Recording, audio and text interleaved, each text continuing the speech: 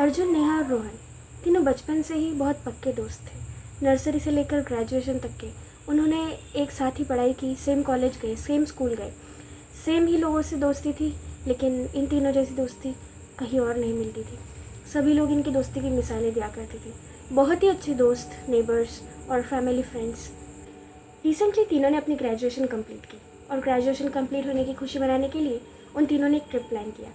वो आज तक ऐसी ट्रिप्स पे कभी गए नहीं थे, लेकिन अब वो ऑफिशियली अडल्ट हो चुके थे, तो इस ट्रिप पर जाने के लिए उनके घर वालों ने भी उन्हें मना नहीं किया। रोहन ग्रुप का सबसे फ़नी बंदा था। सिचुएशन चाहे कोई भी हो, रोहन और उसके जोक्स टाइमलेस थे। नैना बहुत ही प्रैक्टिकल, शांत और बहुत ही सुलझी हुई लड़की थी। हर चीज़ में वो लॉजिक ढूंढती थी। और अर्जुन तो बहुत ही ज़्यादा मिस्ट्री लवर इंसान था। उसे हॉरर कंटेंट, अनएक्सप्लेन मिस्ट्रीज और रहस्यमय चीज़ों के बारे में जानने का बहुत ही ज़्यादा शौक था। ग्रेजुएशन की पार्टी की इस ट्रिप के बाद जब वो तीनों घर लौट रहे थे, तब करीब रात के 11 बज रहे थे। मेन रोड पर बहुत ही ज़्यादा ट्रैफिक था और इन लोगों को जल्द से जल्द घर पहुंचना था। घर का रास्ता बस अगले 1 घंटे में ज्वाइन हो जाता और ये जल्दी से घर पहुंच जाते, लेकिन उस रास्ते पे उस दिन इतना ज़्यादा ट्रैफिक था कि इनका जल्दी पहुंचना लगभग नामुमकिन लग रहा था। घर वालों के कॉल्स पे कॉल्स आए जा रहे थे। फिर अर्जुन, जो गाड़ी ड्राइव कर रहा था, उसने सोचा कि गूगल मैप्स चला लेते हैं और कोई और अच्छा और शॉर्टकट रास्ता ढूंढ लेते हैं। उसने वैसा ही किया। अर्जुन ने गूगल मैप्स खोला और उसी लोकेशन के लिए अलग अलग रास्ते ढूंढने लगा। उसे 3 रास्ते मिले। एक जिस पर वो अभी चल रहे थे, बहुत ही ज़्यादा क्राउडेड रोड। दूसरा बंद रास्ता था, उस पर कंस्ट्रक्शन चल रहा था तो वहाँ पर जाने की परमिशन नहीं थी। और तीसरा रास्ता था एक जंगल से पार होने वाला शॉर्टकट रास्ता। अर्जुन बहुत देर से ड्राइविंग करके थक चुका था, तो अब रोहन गाड़ी चला रहा था। इंस्टाग्राम का स्क्रॉल करते हुए नेहा ने उनकी तरफ एक नज़र देखा और वापस अपना इंस्टाग्राम स्क्रॉल करने में लग चुकी थी। स्पीकर पे गाने चल रहे थे, ठंडी ठंडी हवा चल रही थी। बहुत ही अच्छा और मतलब लाइटली मौसम था। लेकिन उन्होंने जैसे उस रास्ते को देखा, उस रास्ते पर बस 20 मिनट का रास्ता दिखाया जा रहा था। तो उन्हें लगा कि कहाँ ये 2 घंटे का रश और कहाँ ये 20 मिनट का रास्ता। और वहाँ उस रोड पर रश तो ना के बराबर था। तो इन लोगों ने सोचा, रोहन ने बोला कि चलो उसी रास्ते से चलते, क्या दिक्कत है। शॉर्टकट का नाम सुनते ही नेहा के कान खड़े हो गए। नेहा ने रोहन की तरफ देखकर कहा कि हम कोई शॉर्टकट नहीं ले रहे हैं, हम सीधे रास्ते से जाएंगे, चाहे कितनी भी देर लग जाए।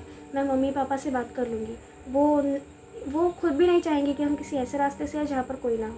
शॉर्टकट रास्तों पे बहुत अजीब अजीब तरीके के खतरे हो सकते हैं रोहन, जैसे कोई गुंडागर्दी करे, कोई हमारे साथ बदतमीज़ी करे, हमारे साथ चोरी वोरी का सीन हो जाए तो हम क्या करेंगे। और अगर इस ट्रिप में कुछ ख़राब हो गया तो आगे से हम किसी भी ट्रिप पर नहीं जा पाएंगे। रोहन ने बिना सुने गाड़ी उस शॉर्टकट की तरफ मोड़ दी। नेहा चिल्लाती रही कि अरे रोहन, मत मोड़ो इस तरफ गाड़ी, लेकिन फिर भी रोहन किसी की बात मानने को तैयार नहीं था। रोहन ने गाड़ी मोड़ दी और शुरू में तो रास्ता एकदम नॉर्मल लग रहा था। वही सिटी लाइट्स, वही शोर शराबा और वही गाड़ियों की आवाज़। लेकिन जैसे जैसे वो आगे बढ़ते चले गए, वो रोड मानो दुनिया से आइसोलेट होने लग गई थी। ना कोई आवाज़, ना कोई गाड़ी, ना कोई स्ट्रीट लाइट। पूरे रास्ते पर एक खूब अंधेरा था। आसपास बहुत घना जंगल और उसके बीच में से एक सड़क, जिस पर आगे पीछे कोई लाइट नहीं थी। बस इनकी, रोहन और इन सब की गाड़ी की जो लाइट थी, वही उस अंधेरे रास्ते को रोशन कर रही थी। बाकी ऐसा वहाँ पर कोई गाड़ी वगैरह नहीं थी। धीरे धीरे जैसे ये लोग आगे बढ़ते चले गए, धीरे धीरे जो नैना इंस्टाग्राम स्क्रॉल कर रही थी, अब उसकी वो रील्स लैग करने लग गई थी, क्योंकि उस रास्ते पे बिल्कुल भी नेटवर्क नहीं था। एक तो सुनसान रास्ता, रात का समय और इतना गहरा जंगल, वहाँ पे नेटवर्क मिलना तो नामुमकिन था। लेकिन अचानक से नेटवर्क पूरा चला जाए कि सिम की सर्विस ही बंद हो जाए, इतना भी नेटवर्क वहाँ पे वीक नहीं होना चाहिए था। नेहा को थोड़ा अजीब सा लगा। क्यूरियस नेहा ने बस ऐसे ही पूछ लिया, यार ये रोड इतनी खाली क्यों लग रही है? यहाँ पे आगे पीछे भी कोई नहीं और स्ट्रीट लाइट्स भी नहीं है, अब तो फ़ोन का नेटवर्क भी जा चुका है, मुझे टेंशन हो रही है। लेकिन रोहन बहुत ही ज़्यादा मजाकी लड़का था। वो बोल पड़ा, अरे सबको घर पहुँचने की जल्दी होगी तो सब तेरे आने से पहले ही चले गए, तुझे हाय बोलने के लिए कोई रुका ही नहीं। सॉरी नैना। ये सुनकर नैना का मुँह बन गया और नैना फिर से अपने फ़ोन को रीस्टार्ट करके नेटवर्क पाने का ट्राई करने लग गई। इन सब के बीच पीछे अर्जुन अकेला शांत बैठकर बाहर देख रहा था। वो किसी से बात नहीं कर रहा था। इन्हें लगा शायद रोहन थक के सो गया होगा, लेकिन रोहन अभी जग रहा था। बहुत देर शांत रहने के बाद अर्जुन अचानक से बोल पड़ा, अरे गाइस, वो आगे क्या है? पीली पीली रोशनी किस चीज़ की दिखाई दे रही है? अब सभी का ध्यान, नैना और रोहन दोनों का भी ध्यान उस तरफ गया तो उन्हें एक छोटी सी बिल्डिंग दिखाई दी। बिल्डिंग या ऐसा कोई स्ट्रक्चर जो बस एक शेड की तरह बनाया हुआ हो। उन्होंने ठीक से देखा तो वो एक टोल बूथ था। ये तीनों हैरान हो गए थे क्योंकि जब ये सुबह आए थे ना यहाँ पर टोल बूथ था और ना और कुछ। अब इन लोगों को लगा कि शायद हम सुबह अलग रास्ते से आए थे और अभी अलग रास्ते से आए हैं, तो कहीं ना कहीं ये टोल बूथ यहाँ पे आ गया होगा। मतलब हम इस रास्ते से नहीं आए तो हमें नहीं पता यहाँ पे टोल बूथ था नहीं था, तो इन्होंने ज़्यादा सोचा नहीं और ये उस रास्ते पे आगे चल गए। अब घर पहुँचने में बस 20 या 25 मिनट ही बचे थे, लेकिन उस घर पहुँचने से पहले इन्हें क्रॉस करना था ये अजीब सा टोल बूथ। अब जैसे जैसे रोहन आगे गाड़ी बढ़ा रहा था वैसे वैसे वो टोल बूथ नज़दीक आता जा रहा था। एक पॉइंट पर उन लोगों ने टोल बूथ को ठीक से देखना शुरू किया। ना वहाँ पर कोई फैंसी सा लाइट लगा हुआ था ना और कुछ, बस एक पुराना सा बिल्डिंग था जिसका पेंट उखड़ चुका था। ना वहाँ आसपास कोई गाड़ी थी ना ढंग की लाइट लगी थी। अंदर एक ट्यूबलाइट थी और बाहर एक येलो कलर का बल्ब जल रहा था। अंदर की ट्यूबलाइट भी बहुत बुरी तरीके से फ्लिकर कर रही थी। नाना ने क्यूरियस होकर पूछा, अरे ये टोल बूथ ऑपरेशनल है तो है कैसे? रोहन ने कंधे उचका के बोला, छोड़ना, हमें क्या करना है, हमें कौन सा है ज़िंदगी भर रहना है, तो हम बस टोल पे करते और यहाँ से निकलते हैं, जो नॉर्मली कोई भी बोलेगा।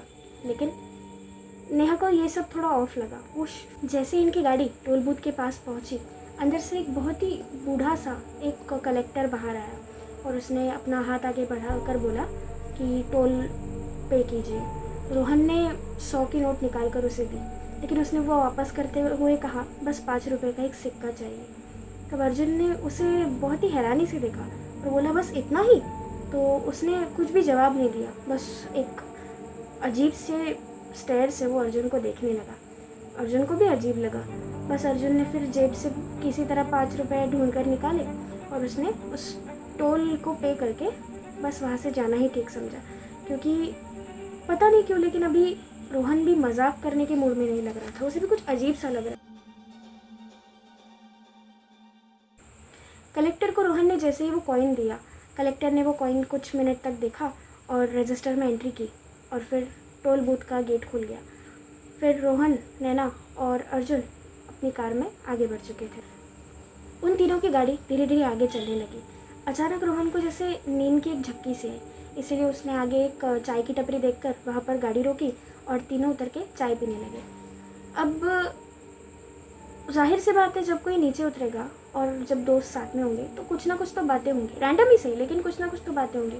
और रोहन जैसा इंसान चुप रहने का तो सवाल ही पैदा नहीं होता, जो हर चीज़ में जोक बनाता है या कुछ ना कुछ तो बोलता रहता है। लेकिन चाय पीते हुए कहीं ना कहीं नैना और अर्जुन दोनों ने नोटिस किया कि रोहन बहुत ही ज़्यादा चुप था।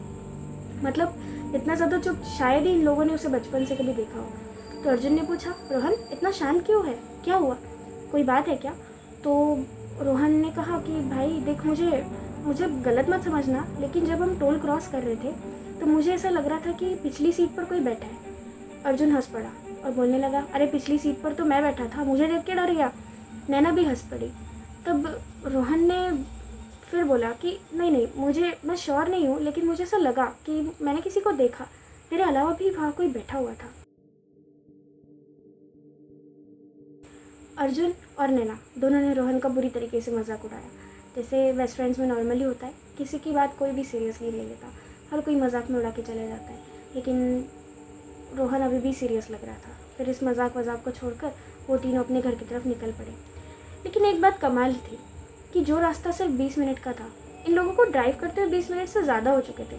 अभी तक कुछ दिखाई नहीं था, लेकिन उन्होंने बोला, ठीक है, हम इस रास्ते में पहली बार आए हैं, शायद गूगल मैप्स भी काम नहीं कर रहे हमारे, तो इसीलिए हमें ऐसा लग रहा होगा कि हम रास्ता भटक गए। लेकिन उन्होंने उस चाय वाले से भी पूछा था तो उसने यही कहा था कि हाँ, आप सही राह पे जा रहे हो। नैना को वॉशरूम जाना था, इसलिए उसने फिर से गाड़ी रुकवाई और एक छोटे पेट्रोल पंप के पास वो वॉशरूम चली गई। और अर्जुन भी कुछ स्नैक्स लेने के लिए फिर बाहर ही रुक गया। और जब वो रिटर्न आया तब तक रोहन कार में अकेला ही बैठा हुआ था। और जब अर्जुन और नेहा फिर से रिटर्न आए तब उन्होंने देखा रोहन का चेहरा बिल्कुल सफ़ेद पड़ चुका था, जैसे उसने कोई भूत वूत देख लिया हो। वो बहुत ज़्यादा डरा हुआ लग रहा था। अर्जुन और नैना दोनों ने उससे पूछा, अरे क्या हुआ, तेरा चेहरा इतना बुरी तरीके से उतरा हुआ क्यों है? रोहन ने कांपते हुए हाथों से अपना फ़ोन अर्जुन की तरफ बढ़ा दिया और वो बहुत ज़्यादा डरा हुआ था। उसके मुंह से एक शब्द भी नहीं निकल रहा था। फ़ोन में सेल्फ़ी मोड खुला हुआ था। अर्जुन ने जैसे ही सबसे पहली वाली सेल्फ़ी देखी, उसके तो होश उड़ गए। उसके उसके मुंह से एक भी शब्द निकलने को तैयार नहीं था, क्योंकि रोहन उन लोगों के आने तक बहुत ज़्यादा बोर हो रहा था। तो उसने सोचा क्यों ना एक सेल्फ़ी निकाल ली जाए। जैसे ही उसने सेल्फ़ी निकाली और उसने वो फ़ोटो चेक करी, सेल्फ़ी में पीछे की सीट पर वही बूढ़ा टिक कलेक्टर बैठा था जो उन्होंने टोल नाके पर देखा था। अर्जुन ने इस डरे हुए माहौल को लाइट करने के लिए और नैना के आने से पहले सब कुछ ठीक करने के लिए अर्जुन को हंसाने के लिए बोला, अरे भाई एआई का यूज़ करके मुझे ही बेवकूफ़ बनाएगा। लेकिन उसकी आवाज़ में भी डर साफ साफ सुनाई दे रहा था। इस सब कॉन्वर्सेशन के बीच ही नैना वापस आ चुकी थी और जैसे ही उसने वो फ़ोटो देखी, उसका तो चेहरा पूरा मतलब पीला पड़ चुका था। जैसे ही उसने वो फ़ोटो देखी, उसने जूम करके दोनों को दिखाई। उस टोल कलेक्टर के हाथों में वही रजिस्टर था जिसमें उन्होंने उस टोल कलेक्ट करने के बाद में कुछ लिखा था और उसमें खून से नाम लिखा हुआ था और वो नाम था रोहन का। जैसे इन तीनों ने उस कलेक्टर को नोटिस किया, वैसे हवा में अजीब सा भारीपन आ चुका था। उन्हें उजाले में भी डर लगने लगा था। तीनों चुपचाप गाड़ी में बैठ गए और उन्होंने ड्राइव करना शुरू किया। उन्हें पता नहीं था वो कहाँ जा रहे हैं। बस सीधी सड़क पे बिना किसी लाइट के, बिना किसी क्लू के वो चले जा रहे थे। उन्हें पता नहीं था कि हम घर कब पहुँचेंगे। बस एक उम्मीद थी कि जब ड्राइव करेंगे तो आखिरी में कहीं ना कहीं तो पहुँचेंगे जहाँ से हम इन सारी चीज़ों से बच सकते हैं। रोहन के हिसाब से उस रास्ते पर अब सिर्फ 20 मिनट बाकी होने चाहिए थे घर पहुँचने के लिए, लेकिन वो पिछले 2 घंटों से ट्रैवल कर रहे थे और अब रात का समय बहुत ज़्यादा, रात गहरी होने लग चुकी थी। करीब 2 या 3 बजे के बीच उन लोगों ने जब नोटिस किया तो उनकी गाड़ी अचानक से रुक गई। जैसे ही गाड़ी रुकी, रोहन ने आगे देखा, उसे वही टोल कलेक्टर नज़र आया और वो टोल कलेक्टर हाथों में वही रजिस्टर लेकर खड़ा था। उस टोल कलेक्टर ने अपनी अजीब सी भारी आवाज़ में कहा, टोल अभी बाकी है। उसके एक हाथ में वो रजिस्टर और दूसरे हाथ में था रोहन ने उसे दिया हुआ 5 रुपए का कॉइन। लेकिन इस बार उस कॉइन पर थी एक खून भरी आँख से कंटिन्यू खून आया जा रहा था और वो आँख अभी तक बंद थी। लेकिन जैसे ही रोहन ने उसे देखा, वो आँख झट से खुल गई। आगे क्या ये तीनों इस मुसीबत से बच पाएंगे? Stay tuned for part 2। तब तक के लिए देखते रहिए मिस्ट्री अनफोल्ड।